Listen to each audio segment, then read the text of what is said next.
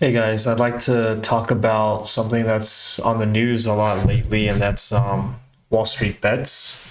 Uh, I find this story just really, really fascinating. I really love the story. I really like what the guys on Reddit were able to pull off. They saw a complete inefficiency, just foolish greediness done by these hedge funds to short a company not called GameStop. Which they have the right to short it because GameStop wasn't doing so well. It's antiquated. Everything's going digital, so there's no need for these brick and mortar game retailers, right? But the manner in which they shorted GameStop, it's kind of indicative of Wall Street greed and how they just basically just try to crush companies to the ground. And what you had was I think they overshorted more than the available stock, and something to do with this what's called an infinity squeeze, where they have to keep on rebuying to cover their shorts, or they take huge losses. And the guys on Reddit kind of discovered this play, and to me, I think now you have a bunch of young guys out there who like kind of the Occupy Wall Street type crowd, except they're smart, professional, they have money, jobs, and they're basically trying to take it to these Wall Street guys. And recently, I mean, they wiped out several like billion-dollar hedge funds. Obviously, the one that's most known is Melvin Capital, and they're owned by a hedge fund called Citadel. And it seemed like Citadel did some really dirty play where they're a huge customer for Robinhood, and Robinhood basically sells them their user data so they can front run the the market based on what these Robinhood users will do. It's really bad. So then Robinhood basically kind of shut down the purchasing of GameStop stock, where you can only sell, and it is just messed up because it's basically trying to protect Citadel and these hedge funds. So if you do have a Robinhood account, I think the best thing you can do is delete your account and basically delete the app. Don't support them. I know they're going to IPO pretty soon, and I really hope these guys they get crushed because they deserve to. They're just terrible. So I saw like a video about the Reddit founder here talking about what's basically happening with this whole phenomenon. Future governor of California. And I think the thing that for me has been so clear is that this, like a lot of things on the internet that really go viral and take on a life of their own, has become something much bigger. And I think even just looking at the comments around the internet is something that's very personal to a lot of people, and a chance for John and or Joe and Jane America, the sort of retail buyers of stock, to flex back and push back on these hedge funds. And I do think this is a seminal moment. I don't think we go back to a world before this, because these communities, they're a byproduct of the connected internet. And whether it's one platform or another, this is the new normal. And we've watched the internet now over the last 10, 15 years, thanks to the rise of social media and all this infrastructure, really bring a bottom-up revolution to so many industries. We've seen this across media, we've seen this across so many different sectors, and now it is happening to finance. And I mean, it's nothing short of remarkable. And I really do think this is really the start of a new era for how we're going to sort of how we're going to perceive the public markets and then the interaction of consumers with it. Okay, so yeah, that's I think he's right. I mean, there's kind of what's called like a seminal shift on who's going to win out in the market. It's weird. You may see funds flowing out of these hedge funds because people are going to realize they're not actually that great of wealth money managers. So, I mean, you actually may see funds flow out of it and smaller funds start to rise, and everybody just basically taking more ownership over their own investing decisions.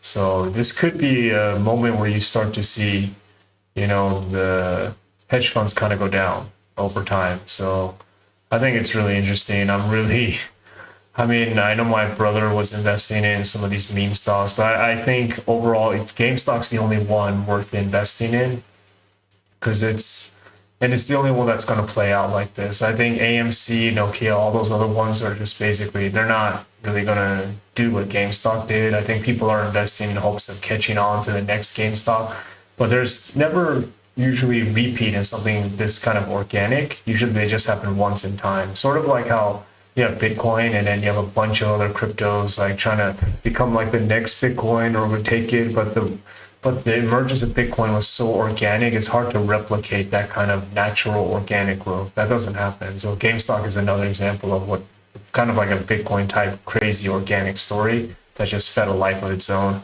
So the copycats, no, it's not even worth playing. If you're gonna kind of play this short, kill the shorts game, give it to the hedge fund guys. Basically, you're best off just buying a small amount of stock and basically just holding the line, and basically just ride it out and just see how the whole story plays out.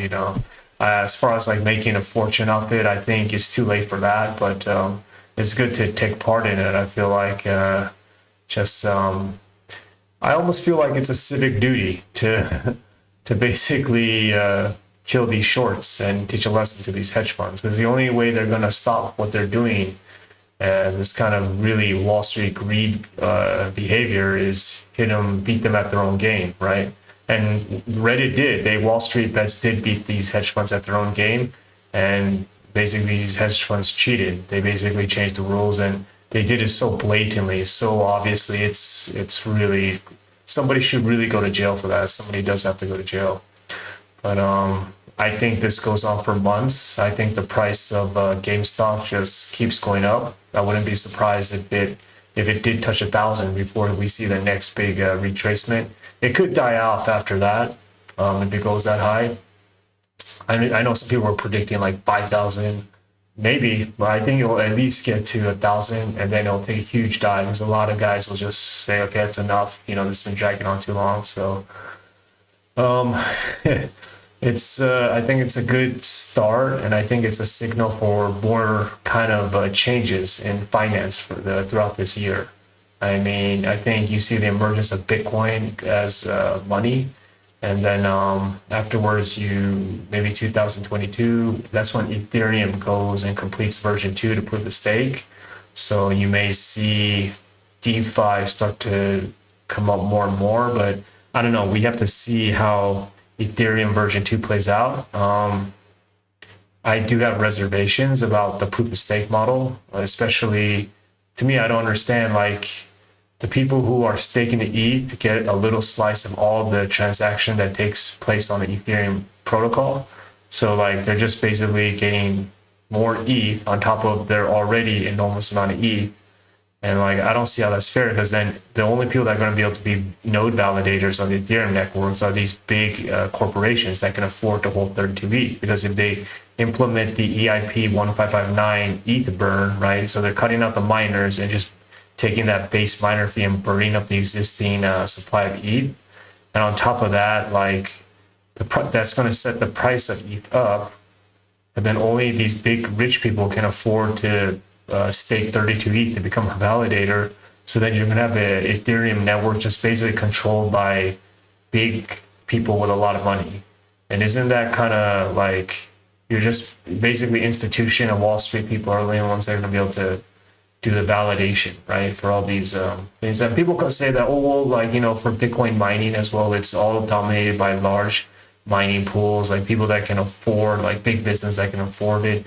That's true, but it's like you still have to mine. There's still some sort of physical, like electricity and something that goes into it, right? Whereas proof of stake is just like, oh, I'm just staking a bunch of my money. That I think is like really bad, because like at least like electricity is kind of like something real that's being put into a network, where Ethereum is just like, oh, you take my word that I have so much money that I'm not going to do anything crazy with it, right? I'm incentivized to be a good player.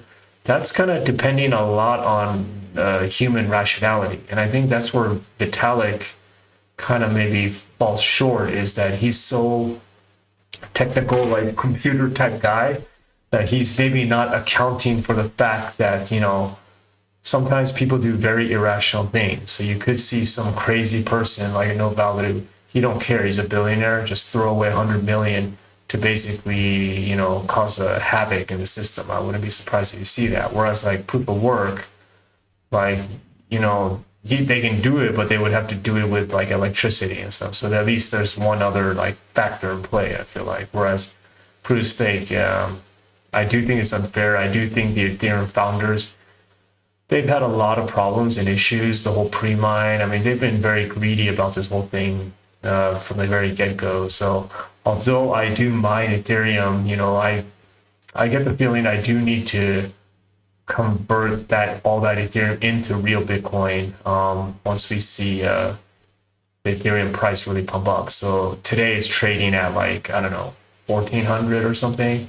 I mean, it should go to 2000, 3000, and I wouldn't be surprised to see it to go 5 as we approach proof of stake, like version 2 coming into effect. So at that time, I should probably just flip it and just go into Bitcoin, because to me, Ethereum will never, it's not money, so they will never will be. I mean, Bitcoin will be the money of the new, I guess, new world economy, I guess, right? It's going to be the reserve asset. So Ethereum, I think, will just be like oil.